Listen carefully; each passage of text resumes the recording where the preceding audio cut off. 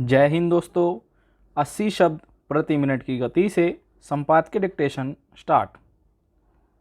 अरविंद केजरीवाल दिल्ली के मुख्यमंत्री हैं और आज देश की राजनीति में भी एक ऊंचे कद के नेता माने जाते हैं।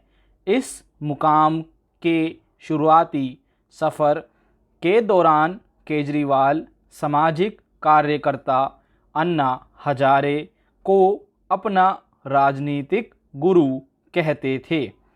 तब के प्रदर्शनों के बीच राजनीतिक और सामाजिक मसलों पर दोनों के जो विचार सामने आए थे, उससे यह साफ था कि उनके आंदोलन की दिशा क्या है।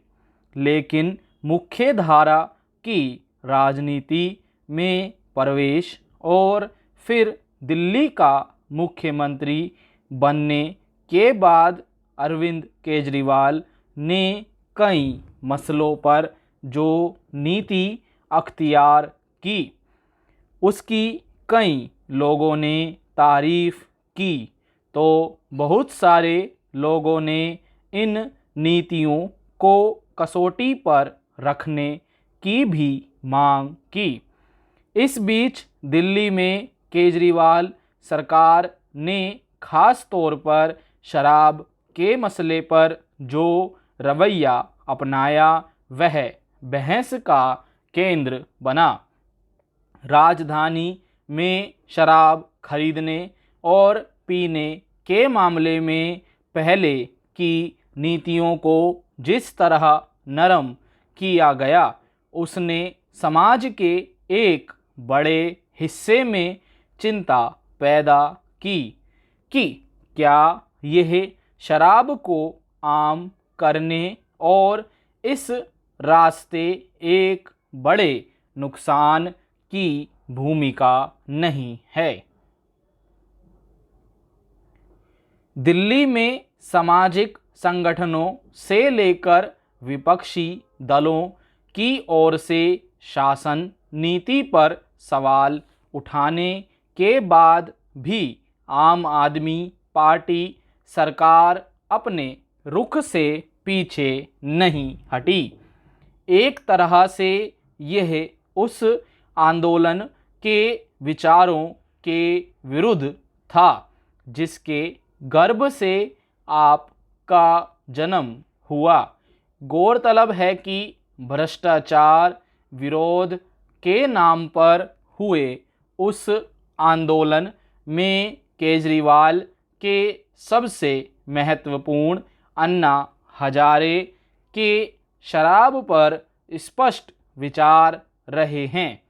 इसलिए आज अगर अन्ना हजारे ने केजरीवाल की शराब नीति को लेकर तीखा सवाल उठाया है, तो यह स्वाभाविक ही है। अन्ना ने इस मसले पर साफ लहजे में केजरीवाल को यह कहकर कटघरे में खड़ा किया है कि आपकी शराब नीति दरअसल कथनी और करनी में फर्क का उदाहरण है। निश्चित रूप से केजरीवाल के लिए यह एक असहज करने वाली स्थिति है, क्योंकि एक और अन्ना उनके आंदोलन के सबसे विश्वसनीय चेहरे रहे, जिन्हें वे अपना राजनीतिक गुरु बताते रहे। वहीं वे अपनी कथनी और करनी के एक होने के दावे पर ही बाकी दलों और उनके नेताओं को चुनौती देते रहे।